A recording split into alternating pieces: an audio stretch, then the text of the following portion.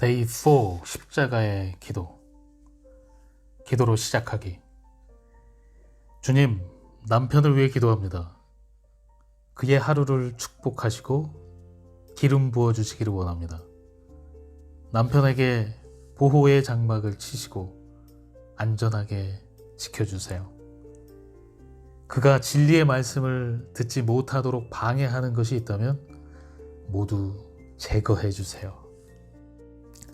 하나님은 우리 삶에 적용하신 가지치기의 원리, 즉 십자가의 못 박힘의 원리를 사랑하는 아들 예수님의 삶에도 그대로 적용하셨다.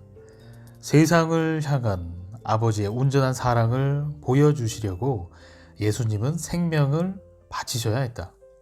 부활의 생명이 그분과 그분을 믿는 모든 이에게 나타나도록 하시려고 십자가에서 죽기까지 순종하셨다. 오늘 우리는 고귀하신 하나님의 아들과 그분이 걸어가신 십자가의 길을 살펴볼 것이다. 예수님이 절벽 끝에 서서 하늘의 전지가위에 완전히 복종하기로 결심하신 때는 언제인가? 결단의 자리.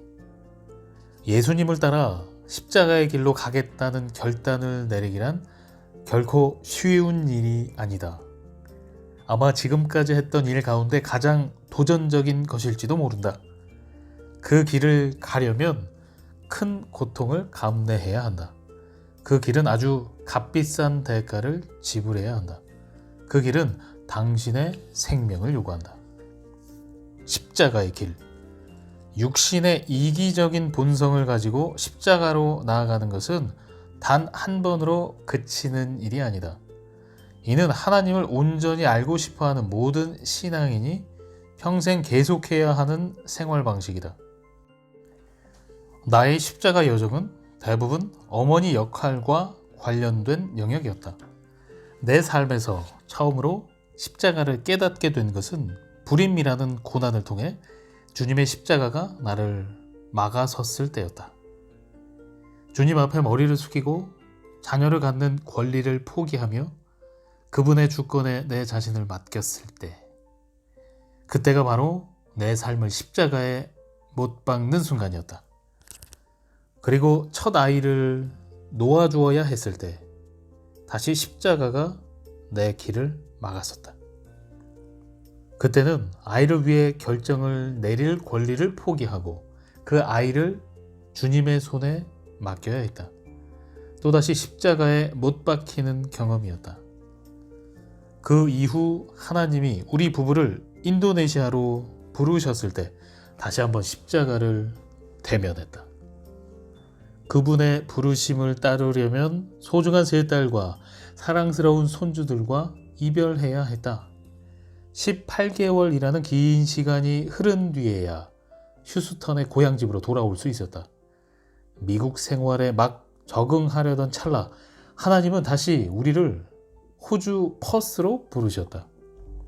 이번에는 2명이 아닌 5명의 예쁜 손주와 이별해야 했다.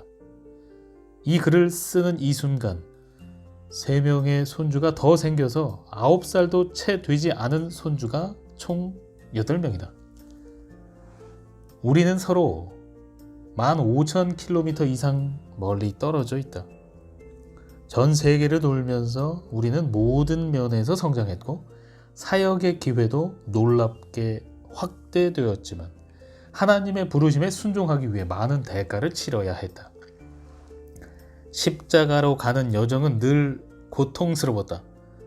나는 좀 더 기도하고 좀 더 회개하고 좀 더 베푸는 삶을 통해 십자가에서 빠져나오려고 몸부림쳤다.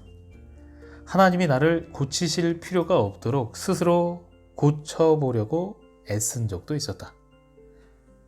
그러나 내 육신을 고칠 수 있는 방법은 없었다. 십자가로 나아가는 것 외에는 할 수 있는 것이 아무것도 없었다. 예수님께 온전히 순복할 때 비로소 자유를 누릴 수 있다. 마치 수술을 받으러 가는 것과 같다는 생각이 든다.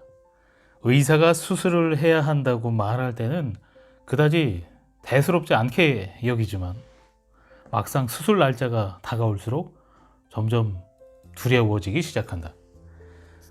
그러다 수술실로 옮겨질 때쯤이면 벽이라도 붙잡고 떨어지고 싶지 않을 것이다.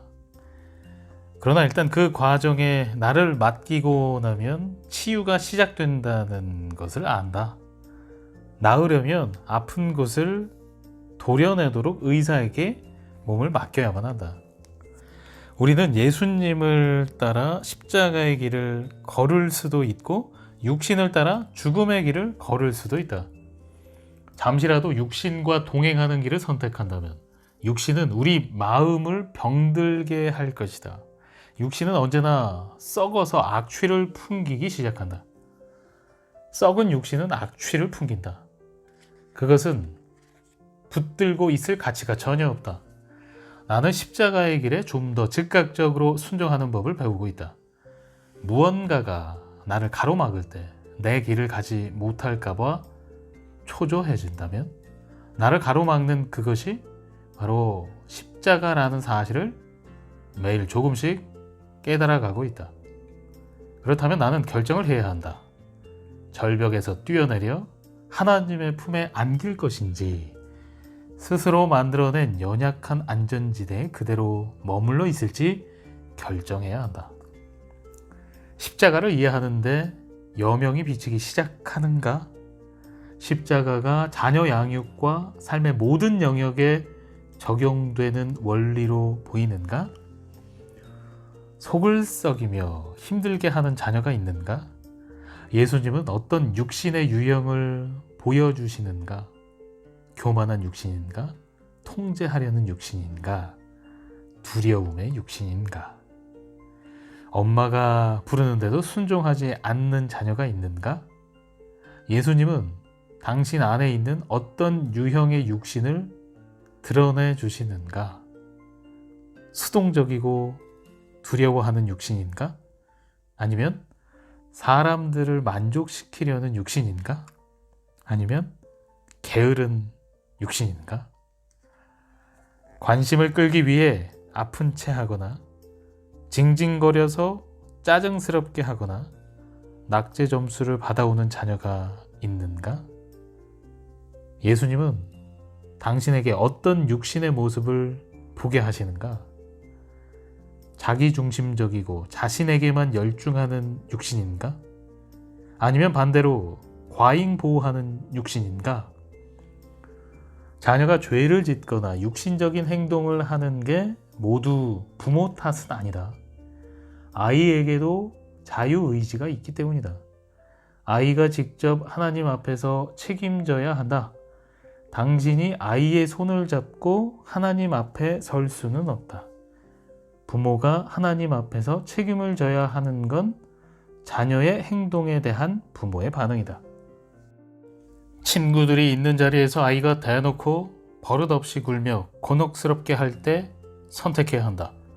자존심 때문에 얘가 좀 피곤해서 그래 라든가 얘가 몸이 좀 안 좋아서 라는 식의 대답으로 변명하며 무마시키려 하는가? 아니면 야단치고 윽박지르며 아이를 통제할 것인가? 아니면 오로지 자신을 근사하게 포장하기 위해 아이에게 죄책감이나 두려움을 주며 통제할 것인가? 아이를 정식으로 훈육하고자 할 때 아이가 보일 반응이 두려워 주저앉지는 않는가? 이제 이러한 문제들을 십자가로 가져가 못 박을 준비가 되었으리라 생각한다.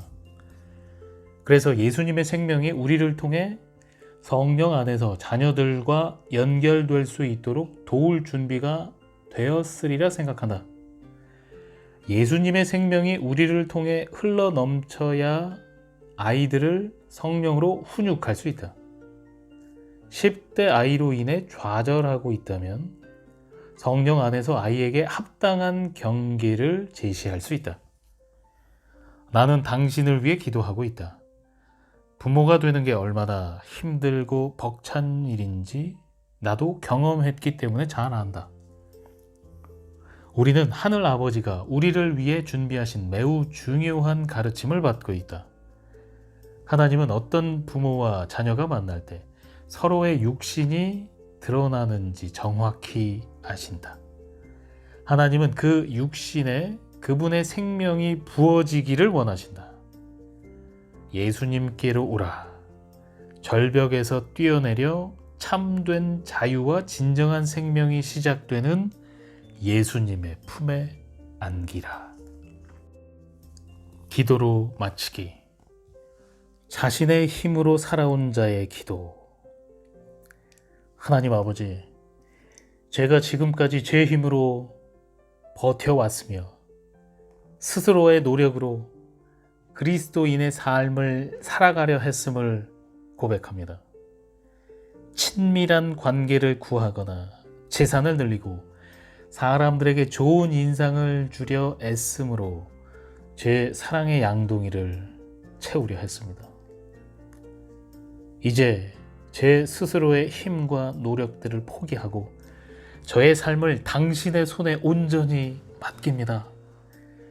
저의 모든 권리와 기대들을 버리고 제 삶의 주도권을 당신께 드리오니 기쁘신 뜻대로 사용해 주세요.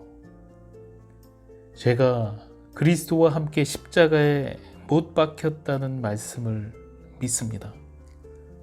이제는 제가 사는 것이 아니라 제 안에 계신 그리스도가 사심을 믿습니다. 그리스도가 제 생명이심을 제 의지의 행위로 선포합니다. 제 삶 가운데 거하시는 십자가의 일하심에 저를 온전히 내려놓습니다. 주님, 저를 통해 영광을 받으소서. 거룩하신 예수님의 이름으로 기도합니다. 아멘.